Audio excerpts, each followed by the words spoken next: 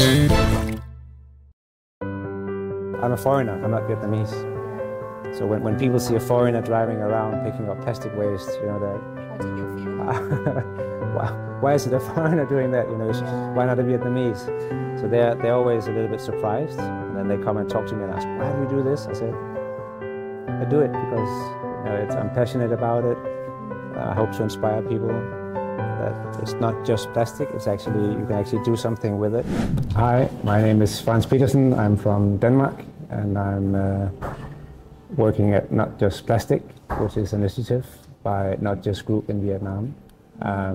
We're currently in Đà Nẵng, and I'm here working on a plastic waste project to help the students, the youth, and even parents in central Vietnam to raise awareness about plastic pollution and help them to recycle the plastic waste into new sustainable projects.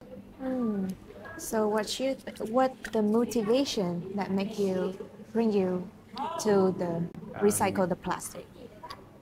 Plastic itself is not necessarily a bad product.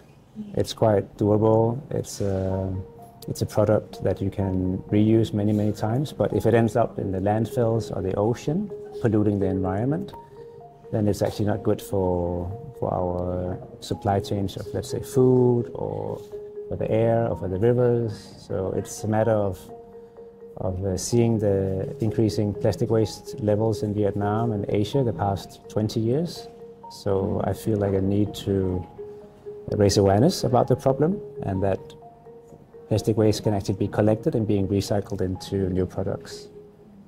Really want to know, what do you think about the youth behavior right now to the environment? Sure. Do you think most of them still ignore the impact of the plastic toward the environment?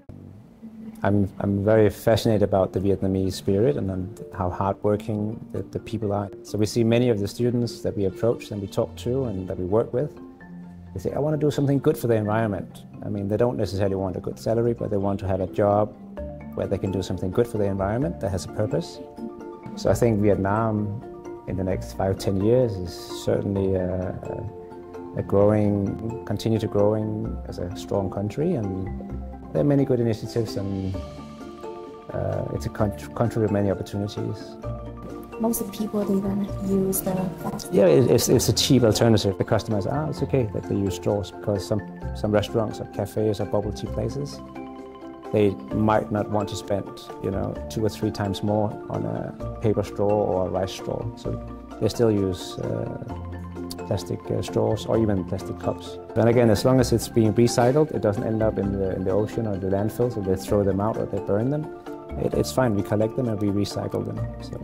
So I think the pace and the speed of the young generation, everything is very fast now. Everything from, you go from the home, on the way you stop in a bubble tea place, or you stop in a cafe and get your takeaway food or your takeaway juice, and you go to the class and then you just throw the cup, in the bin somewhere.